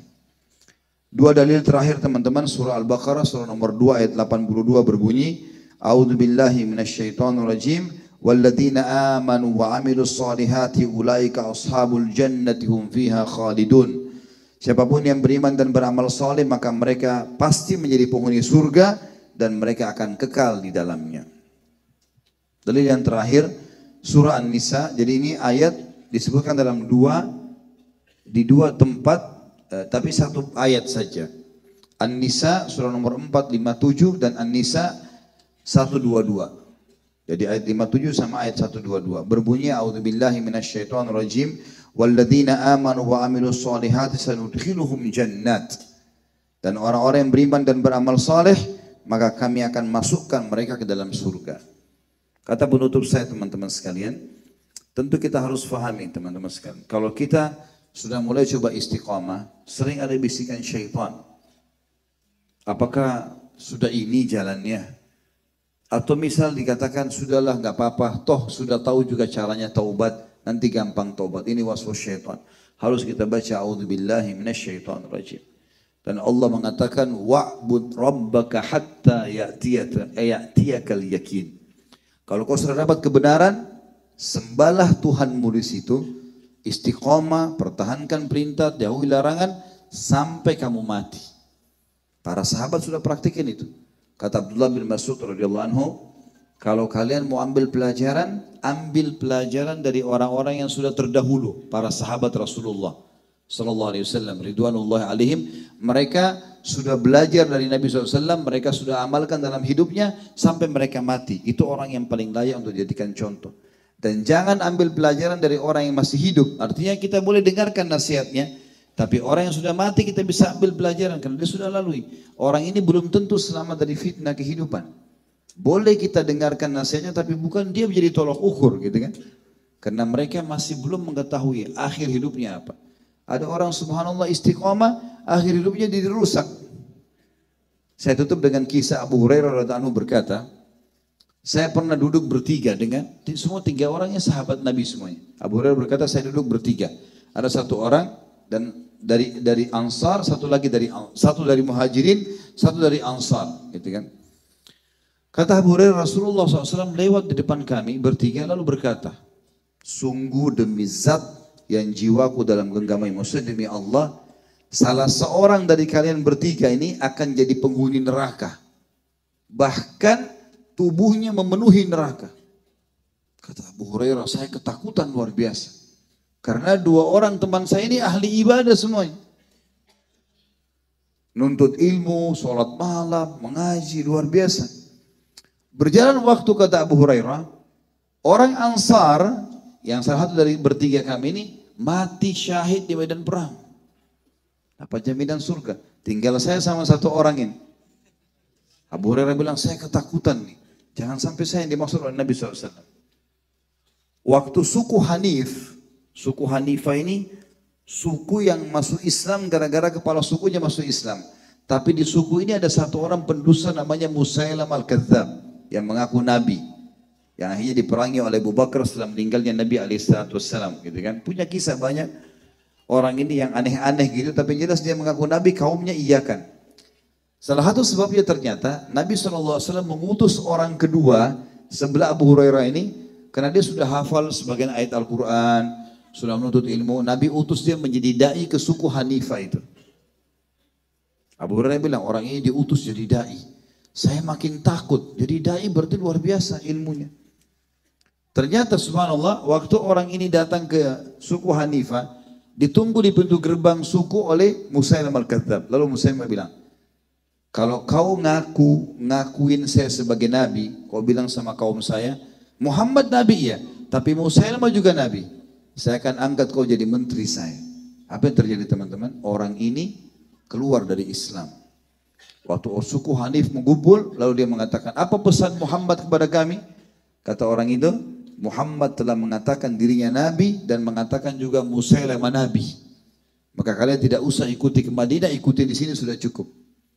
Dan pada saat peperangan Riddah, orang-orang yang murtad ini terbunuh orang tersebut di tangan kaum muslimin dan akhirnya menjadi ahli neraka. Jadi kita lihat teman-teman sekalian, istiqomah itu harus sampai kita meninggal. Jangan setengah-setengah dan jangan tergiur dengan dunia. Apapun cobaan yang datang, apapun penawaran kita harus tinggalkan. Sabar terhadap maksiat. Demi Allah kalau antum bertahan dalam kondisi beriman kepada Allah, janji Allah tidak akan salah. Semua akan didapatkan dengan izin Allah dan mati insya Allah masuk ke dalam surganya. Allahu a'lam. Kita berdoa kepada Sang Pencipta Allah, semoga majelis kita diberkahi olehnya dan dijadikan sebagai tambahan amal kita pada hari kiamat. Dan semoga seluruh amal yang pernah kita kerjakan sekecil sampai sebesar apapun diterima dengan kemahamurahannya. Dan juga semua dosa yang pernah kita kerjakan semuanya diganti dengan Allah menjadi pahala. Dan kita berdoa agar Indonesia menjadi negara yang tentram, aman, damai. Semuanya muslimin di bawah naungan ukhuwah Islamiyah, diangkat perselisihan di antara mereka dan dalam ibadah mereka kembali kepada Al-Quran dan Sunnah. Dan semoga Indonesia dikaruniai pemimpin muslim yang adil yang kembali kepada Al-Quran dan Sunnah, juga dijadikan sebagai contoh bagi negara-negara yang lain. Tidak pernah lupa kita doakan saudara kita di Palestina, di Syria, di Yaman, di Irak, di Myanmar, di Ahsa, di mana mereka sedang tertindas. Semoga Allah ikhlaskan niat mereka, terima para syuhada mereka, mulakan Islam di tangan mereka dan tangan kita semua, dan semoga Allah partisipasikan kita bersama mereka di pahala baik dengan doa, dengan harta juga dengan jiwa kita. Dan semoga Allah dengan kemahamurahannya yang saya yakin sedang mendengar kita karena Dia Maha mendengar, melihat kita karena Dia Maha melihat, Maha mengetahui karena Dia Maha mengetahui, agar menyatukan kita semua di surga firdausnya tanpa hisab. Sebagaimana kita disatukan di majlis yang mulia ini. Kalau ada benar dari Allah, kalau salah dari saya mohon dimaafkan. Subhanakallahumma wa bihamdika asyhadu an la ilaha illa anta astaghfiruka wa atubu ilaik. Wassalamualaikum warahmatullahi wabarakatuh.